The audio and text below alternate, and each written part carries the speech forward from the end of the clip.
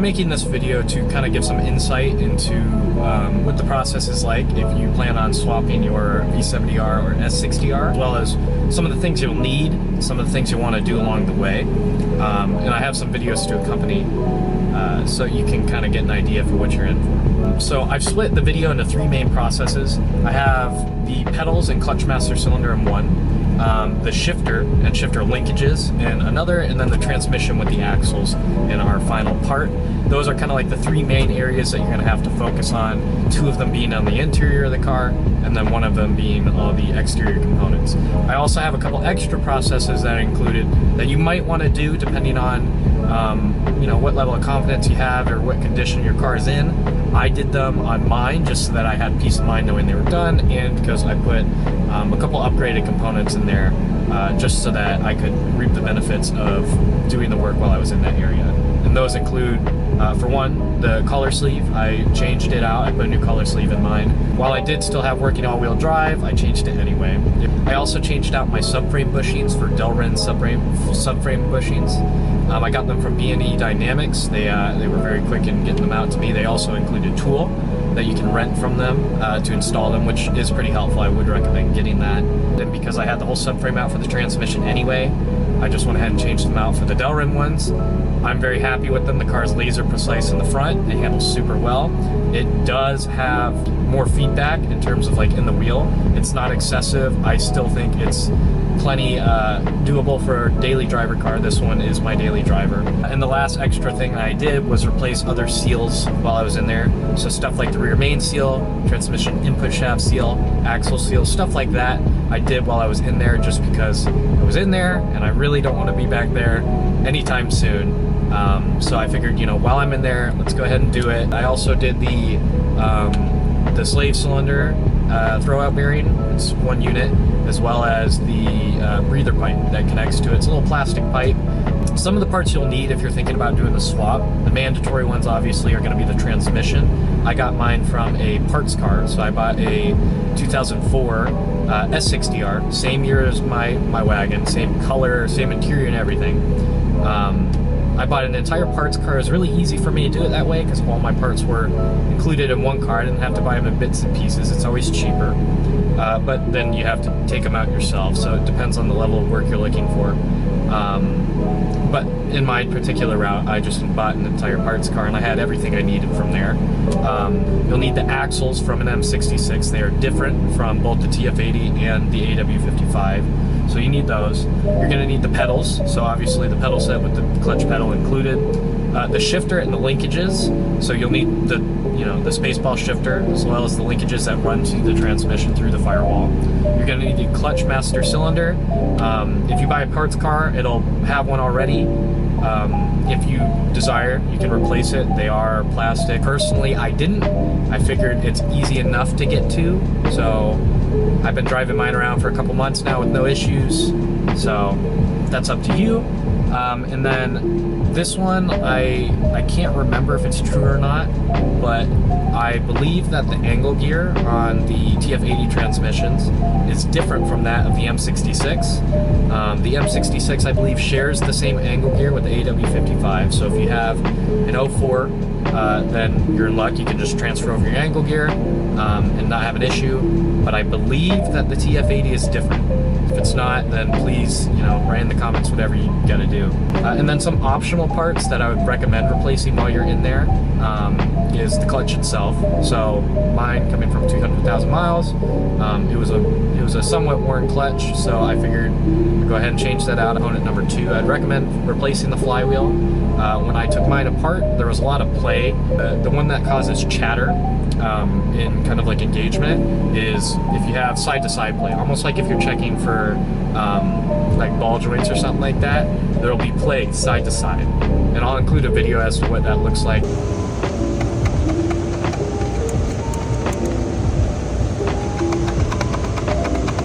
You can get a single mass flywheel if you're feeling like you want the responsiveness of one. It just won't have as smooth of an engagement as a dual mass. So I went the dual mass route because I wanted to be kind of OEM in terms of the drivetrain. So I went ahead and put a dual mass flywheel with a new OE clutch. and I'll include that. And then, like I said, I replaced the collar sleeve on mine, so you know, while you got the thing apart, you might as well put a new collar sleeve in it, because they are known to go bad, and you know, over time it's just something that, you know, you want to replace. They're not that expensive. You can still get them new from Volvo. By the way, FCP Euro and IPD are both great places to get stuff. I think those are all the points that I have as far as swapping it and the processes. So I'll include the videos I have of when I did it, and I'll kind of voice over where I need to. But for the most part, I'll try and show kind of each process and how it's done, how I recommend it, any tips and tricks I have towards doing the process, and go from there. It's easily the best thing that I've ever done for the car. I'm very happy with how the car performs, how it handles, and just the, you know, the engagement that the manual transmission provides. Just another general note, the 05 to 07 will need additional provisions for the swap. This is my process on an 04, so it is a little bit different from the later year models. From what I understand, the CAN bus in the 05 to 07 is updated, so they have different modules. It's a higher speed CAN bus system, so it also includes a different procedure in the swap that I won't fully go over here because I didn't have to do those processes, so I'm not fully aware on them. But I believe it just includes some additional programming that you'll need, as well as just other general things. You start by taking that snap ring out right there. Just getting the snap ring pliers. So I'm using a Volvo special tool to remove the collar sleeve on mine. There are ways to get it out without using one. People say making some slits in the side of it and using a lot of heat with like MAP gas and stuff. I'll include a picture, but this is just the easiest way that I found that I had available to me. At this point, you can now remove the O-rings that go around the shaft of the transmission there. There's going to be 3 O-rings. They look like this. You have a larger one, a smaller one, and then a green O-ring seal. The larger one goes around that outside lip there. The smaller one goes on the inner lip, and then the green one sits at the base of the shaft. So you can remove all those, and then when you reinstall them, you'll start with the smaller green one, and then you'll move to the outside large ring, and then you'll lastly install the small one. This is what your seals will look like fully pressed in. Try and get them pressed in as even as you can. You can use a socket or boards of wood. Just make sure you can get them as flush as possible. At this point, you'll be ready to put on the new collar sleeve. I won't lie to you, it will suck. My only advice to that is to heat it up as much as you can. Volvo recommends putting on thread locker on the side facing the transmission, and just try to hammer it on as evenly as possible. I used a board of wood, put it over there, and just kind of hammered it in until I can get the snap ring into that little recess that's in there, and you're going to want it to be right above that small seal. So I pulled the seat to make things easier to access. It's just 415s. You got that one, that one, that one. This one, you got a couple wiring harnesses take loose, and then the seat belt, which is right here. You gotta take that loose from the seat, not too hard, just a little pin you push in. And then you can have the seat out and you can kind of lay down. So the automatic pedal assembly has 2 bolts holding it in on the top and then 2 nuts holding it in on the bottom. I believe they're all 13s. Here in the video you can see the bottom 2 nuts that are around your brake booster are down there at the bottom, and then towards the top you're going to have your top 2 bolts, and those are easiest access through where the dim is. So there's a little area where you can kind of get an extension through. I used a wobble with a long extension, and I was able to get to them through the dim. So I'll include kind of where I go through here.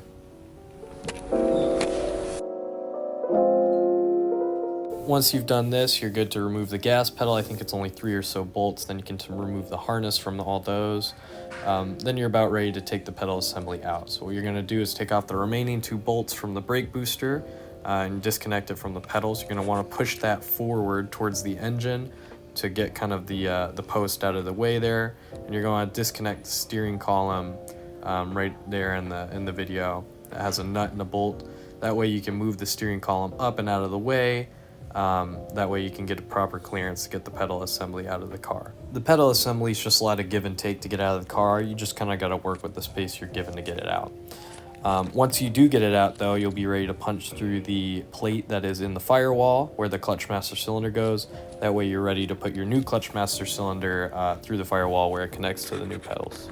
So now with the seat out, you can see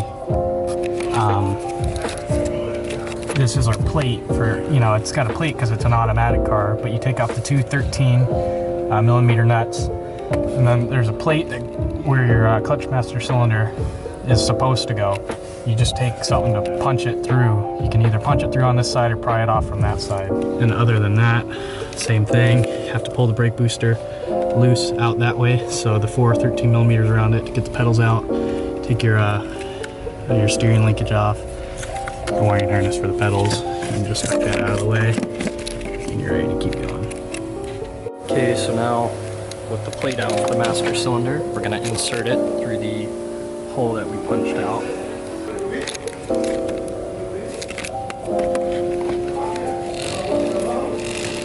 So we're gonna put our master cylinder in this hole. It's gonna sit facing down, so like this. It's gonna go in like that into that hole. To get it, you have to take the brake master cylinder from the booster to fit it in there. Okay, so before I put the master cylinder through, see our right there, top hose. I'm gonna connect it to this hose with these clamps because it connects to our brake master cylinder, right where that little nip was capped off. You can pull that off. This hose down to the master cylinder. So I'm gonna put that on, or I can get it in there because it's easier.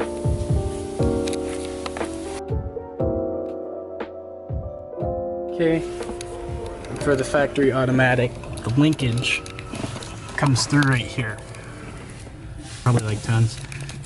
So right under, right where your driver pedal sits, pull that back, and that's where your linkage is. At this point, you're going to want to remove the linkage from the transmission. I found that using needle nose pliers help get it off the little ball socket it's on, and then you're just going to make sure that it doesn't get snagged up on stuff as you pull it through the firewall. Okay, so on the shifter assembly you have two cables. You have this one, which is your gear selector cable for the automatic transmission. Now this other one, that goes to your steering column, and that locks the steering wheel unless it locks it when it is in park. But the manual car doesn't have that. It has two shifter cables like this that go through. So on this, you'll have to remove it from there. And then in here, this is under your steering column. It connects right here. But you'll have to take that cable out, and the manual cars have something that looks like this. That allows your steering wheel to turn freely even without this second cable that would signify park, because the manual cars don't have park. So you'll have to pick up one of these. Or you can fashion something to fit in there, whatever. But it goes from there. Let's see, up here, right where that is. That's what it looks like when you take it out. The key has to be in position 2, I believe. But you just push down this clip and then you'll be able to pull it out with the key in the ignition position 2. Right out of this slot, put in your one for the manual cars, which looks like this. So you get this cable loose, you're going to take off our 4 12 millimeters. 1, 2, 3 right down there, and then 4 right down there. And then this should come out. Okay, so you can just fish this steering linkage out through there, pull it on this end. Just be careful when you take this off that you don't break the around the spring. And then you can take this loose from the shifter linkage with a little clip. Clip looks like that. So you take that loose, and then you can pop this off right where that white bit sits on, and then you can run this through. Pull this out. It'll have to come through the flywheel side and towards the car. At this point, you're going to want to attach your engine support bar. So you can see I have mine here. The two mounting points that I use is the bracket over by the belt side, right above the power steering pump. And there's another bracket over by your motor mount on the right side. It's a little bit thinner, but it held the engine fine. But you're going to want to have the engine supported before you remove the subframe. Okay, so now in order to get the transmission out, I'm going to remove the subframe as well, because I also have new bushings from BNE Dynamics, Delrin. So I'm going to remove the subframe so that I can put the bushings in as well as get the transmission out. So before I do that, you have to take off obviously your downpipe from the turbo up here, the drive shaft, and then your angle gear, as well as disconnecting your subframe from the rest of the car. So do the ball joint, sway bar end length, and I think you can let the rack hang with the car, so you don't have to disconnect the lines for that, but just everything else has to come loose that the subframe can come out.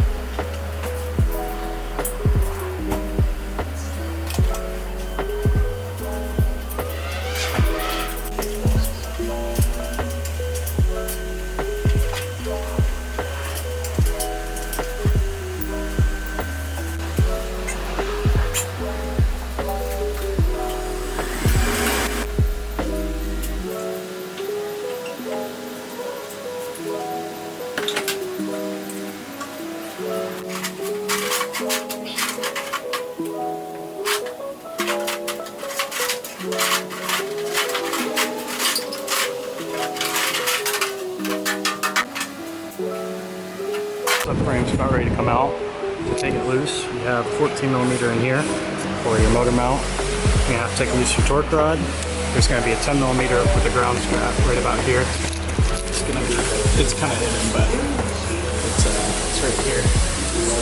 This one. You got a 10mm for your engine harness there. Take that loose. Two 14mm on your engine mount there. I had one snap, so take your ball joints loose, as well as your sway bar end links.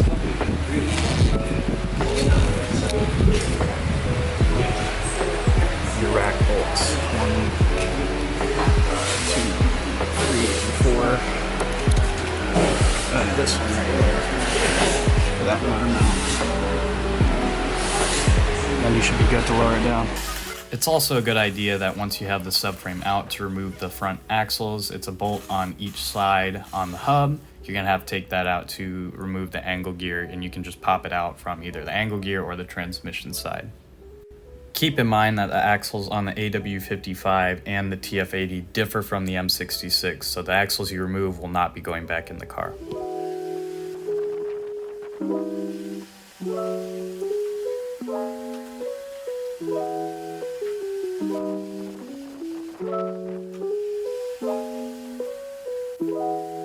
Just a heads up, when lowering the subframe, there's going to be a brake line that goes from the driver's side to the passenger side of the back of the subframe. Just make sure you don't snag it up on the exhaust brackets. You'll have to maneuver it around the subframe as you lower it.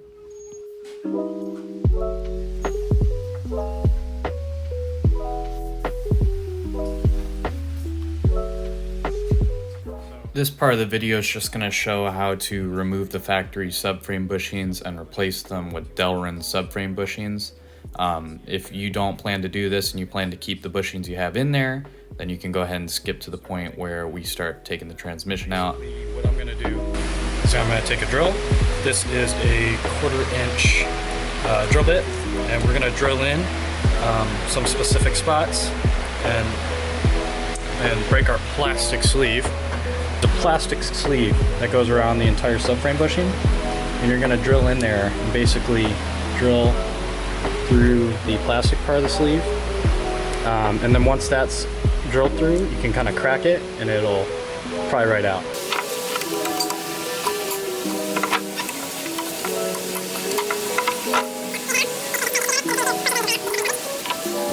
Okay, so now for the subframe, there's going to be 4 major locations that you're going to want to drill in to reach that plastic sleeve. I know there's a couple videos out there. You're going to drill right in between these little points at the edge of the subframe. You're gonna drill either right here, right there, or right there, and you'll be sure to hit the sleeve. Don't drill in this inner part here, or these big blocks that kind of stick up. You're gonna drill right in between them. So here I am drilling out the plastic sleeve. What you're gonna be looking for is kind of that white plastic to come out when you're drilling in. That's how you know you'll hit the right spot.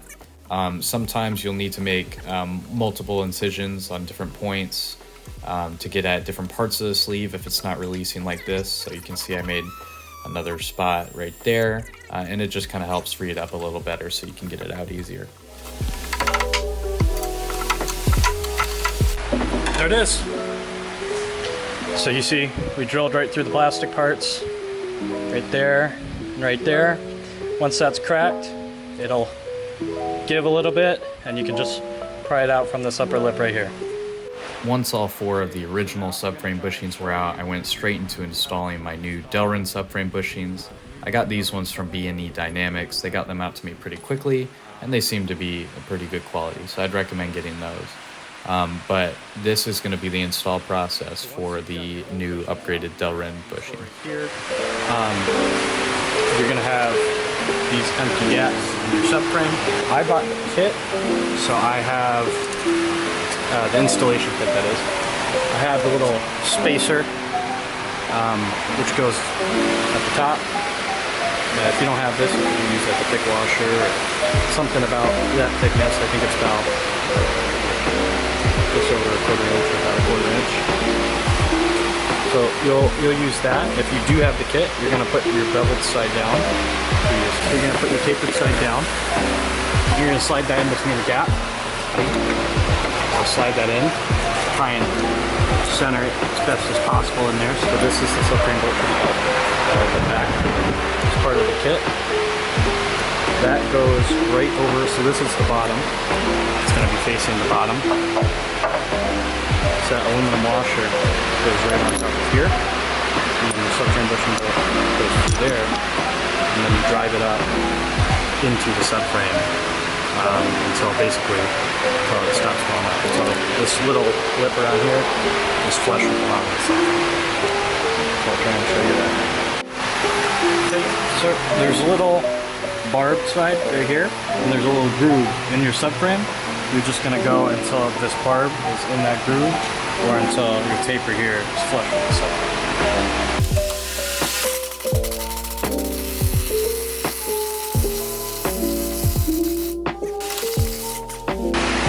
Wash her out. You're all set. That's on. I will say I had a little bit of a issue with the aluminum washer warping while using the impact to drive in the bushings. I just pretty much solved it by adding a little bit more space in between the frame and the subframe, and it kind of just allowed the bolt to grab a little bit more, getting it all the way in. Now you're going to want to remove your angle gear to get to the transmission torque converter bolts. It's going to be 5 bolts that go around, bolt onto the transmission, and then you'll be ready to take your torque converter bolts loose. And angle gear out. To separate the transmission from the engine, you're going to have to take off the T50 bolts that are on the flex plate. So to locate them, you're going to need to get a 30mm socket and a ratchet. You can just turn the engine over by hand. And you'll see the bolt show up here, so as you can see, I just took one out. So I'll turn it over so that I can see the next one.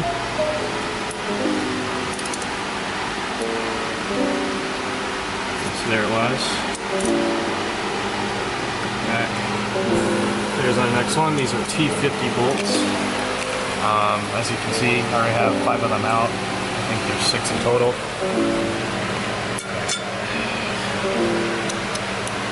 Once all 6 of those are out, you can continue with the transmission bolts that mount it to the engine, and then you're able to get a pry bar in there and gently separate it from the engine, and it's ready to go. Okay, so I have most of the transmission bolts out. I only got a couple more. I got this one right here, as well as one tucked up in there by the motor mount. Those are the only 2 left. Once you get all your transmission bolts out, the ones on the board are from the manual transmission. The I recommend using a piece of cardboard to keep your bolts organized like this. A couple of them are shorter than the others, so it's a good idea just to keep them organized so you know what goes where.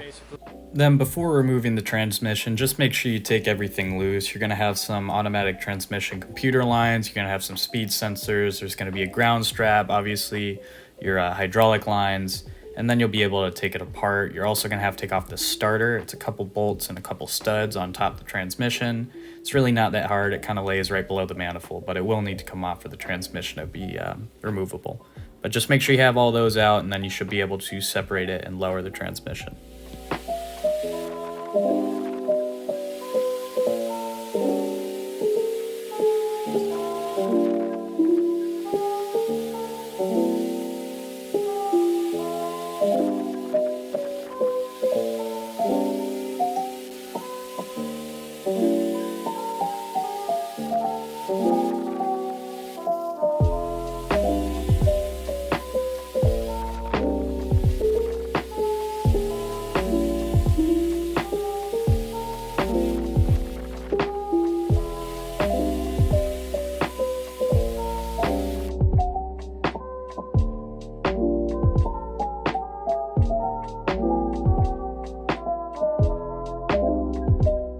With your transmission removed, you can now remove the bolts for the flex plate there. They're going to be 12-point socket bolts, and when you remove these, you're not going to be reusing them because the flywheel uses a different type of bolt. So just keep that in mind that you're going to need to buy new bolts for the flywheel because they won't be the same as the flex plate.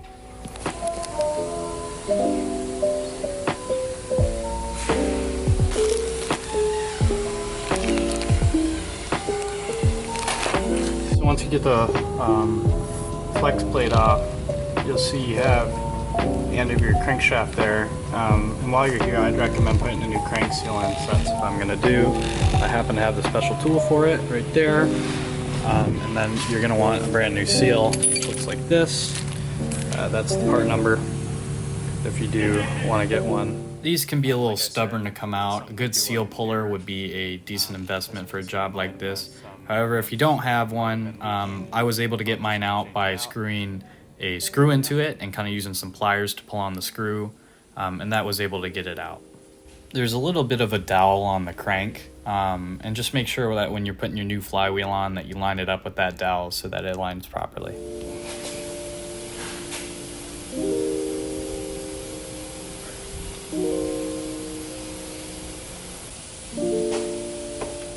Like I said earlier, you can just kind of let the rack hang. I just used a couple bungee cords to hold it up, but you're just going to want it out of the way for this process.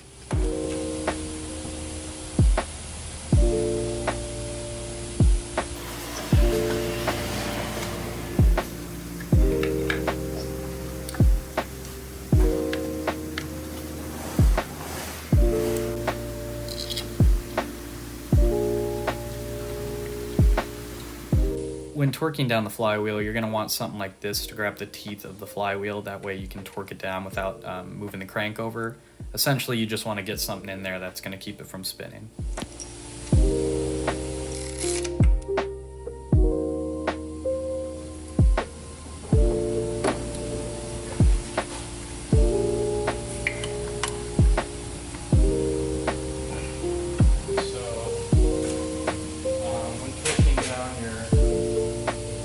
Flywheel bolts, you're going to do it in two stages. The first stage is going to be 45 Newton meters. Second stage is going to be an additional 65 degrees. So you're going to put in 3 bolts just to locate the flywheel like we have it now, and then you're going to put in the other 7, torque those down to, like I said, the first stage, 45 Newton meters, and then I'm going to go across from each other just to keep the pressure on the flywheel even, make sure it seats properly. Looks like it's pretty even right now, but just to be safe, so I'm going to start putting them in, and these are new flywheel bolts. Make sure to start them by hand, that way I know that they're not cross-threaded.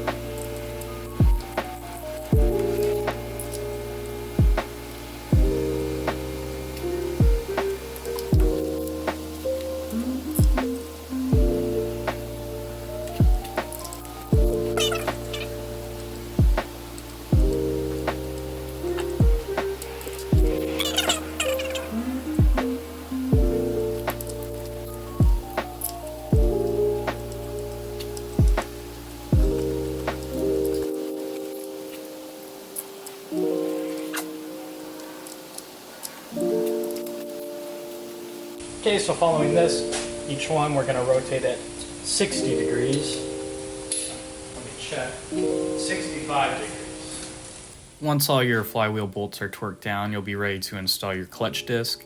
I, again, have a special tool for this, but if you don't, you'll just use the clutch alignment tool that's supplied with the new clutch.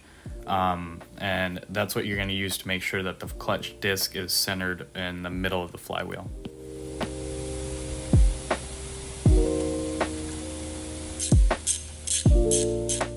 This step is very important. Make sure when you install your clutch disc that the side that says flywheel side is facing towards the engine. Otherwise you'll have issues with clutch engagement always being on.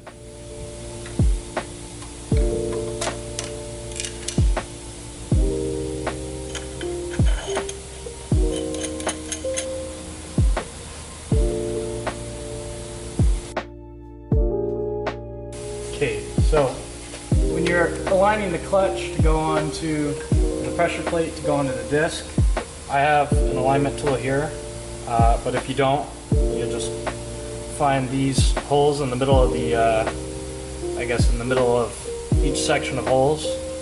You use the middle one that goes on these guide pins for the flywheel, and those will center your pressure plate onto where it needs to sit for the clutch disc, which you want to have. If you don't have, again, if you don't have a special tool, just take an alignment tool, make sure your clutch disc is in the center of the flywheel.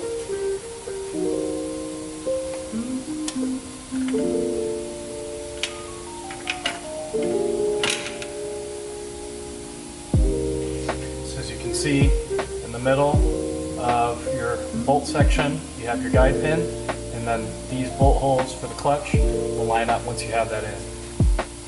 Then you'll take the clutch pressure plate bolts, which I believe are 6 T40. Okay, so each one of those T40s is going to be tightened to 24 Newton meters torque. We're going to do that now, and it says to do it crosswise, so we're going to go from one to the next in a crosswise pattern, and mark which ones we do in order so we know which ones are torqued down already.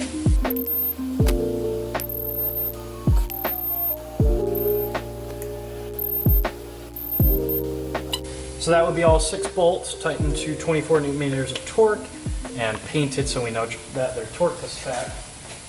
These aren't torqued to yield like the flywheel bolts, so you could be a little bit more lenient on it.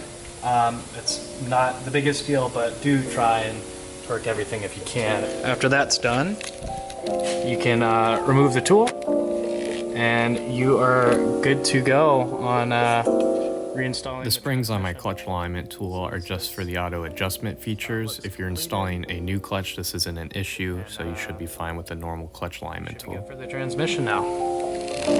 So there it is.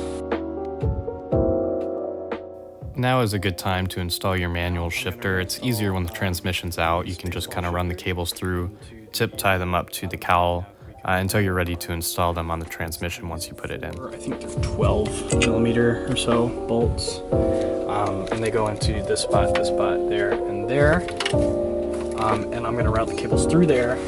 They're going to come out right past this plate here and through the firewall right under the carpet over there to our linkage. I'm doing this with the transmission still out of the car. That way it's easy to route them up and I don't have to worry about going around transmission. Now is also a good time to install your transmission input shaft seals, your clutch slave cylinder throwout bearing, and your transmission breather pipe. These are all things that I'd recommend changing before you put the new transmission in, as they're all very accessible now versus having to do them later. Okay, so you're ready to put the transmission in. You're gonna have to put the engine in a service position, which just means you have to lift up the belt side and lower down the transmission side.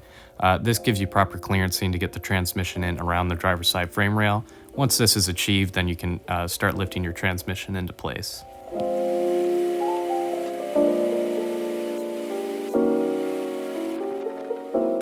Lining up the input shaft with the center of the clutch is a bit of a pain.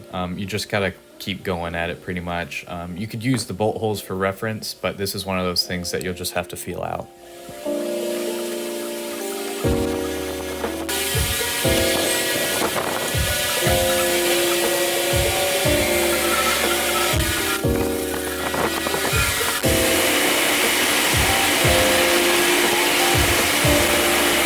So once you get the transmission bolted back in, the manual transmission, you could go ahead and start reassembling everything we took off before.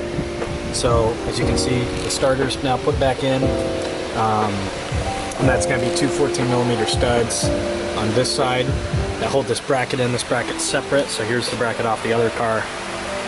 The manual and the automatic look the same, so that goes in after the studs, and then you have 13mm bolts that secure that onto it. So you can see them, they're in there. There's one, and the other's down there. And then after that's in, I would suggest plugging in your speed sensor for the transmission. So that would be, speed sensor is going to be right there.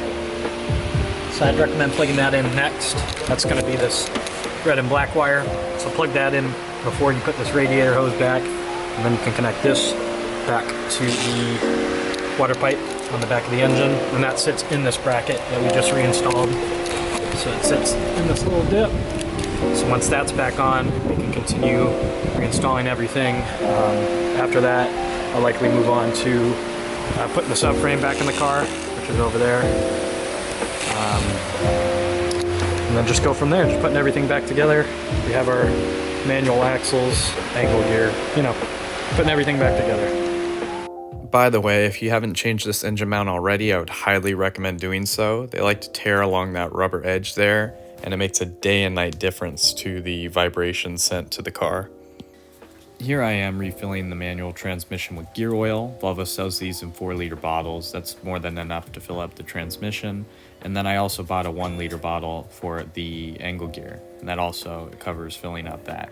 I'll again flash the part numbers on the screen. You're pretty much just going to fill it up through the fill hole until it starts leaking out where the driver axle goes. That's how you're going to know it's full.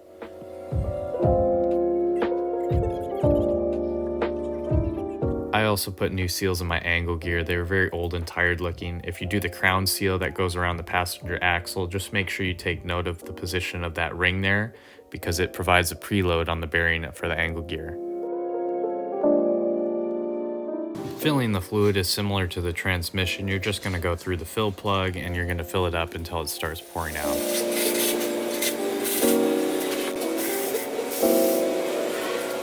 Once your angle gear's in, you're good to put in both your driver and passenger side axles.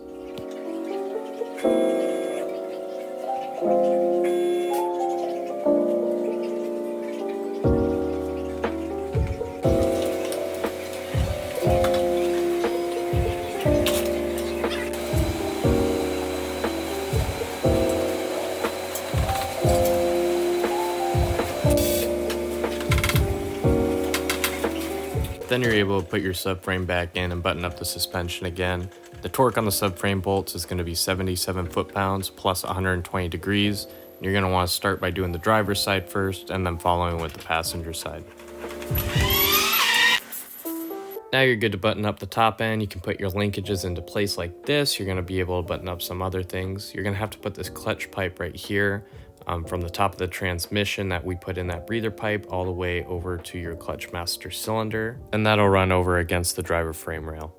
And that's pretty much it. You're going to button up the top of your intercooler piping, whatever left you have for wiring harnesses. You're going to put your drive shaft back in, and all that other stuff that I didn't mention that you took off in the process. You're going to put that all back together. Then you're able to bleed your clutch with the little plastic bleed valve that's on the side of the breather pipe on the transmission. And you're also going to have to reinstall your PNP switch for the transmission so that the car is able to start.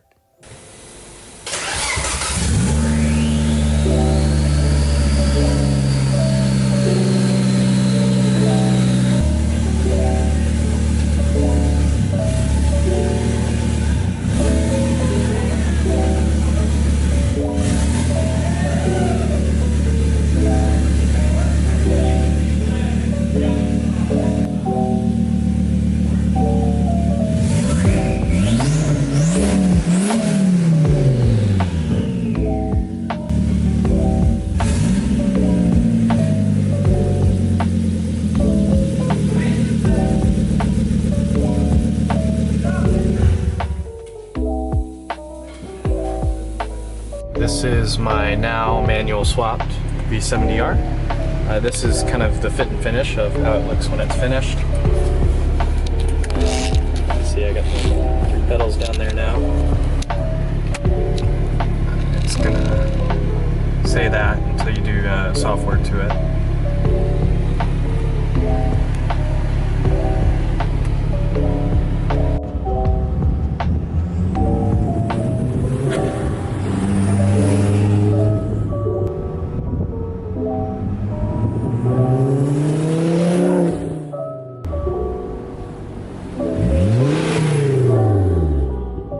And that's about it. With proper programming and a clutch position sensor, you should have a fully functioning manual V70 or S60R, and you should be good to enjoy your new manual car.